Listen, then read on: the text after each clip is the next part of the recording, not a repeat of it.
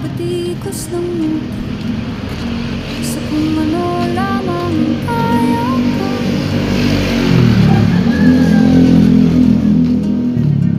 Bigang-biga na sa mga problemang di masolusyonan agad, parang wala nang bukas. Pwede bang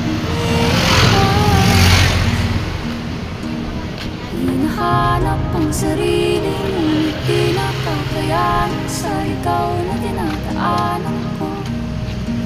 Saan na to patungo? Saan na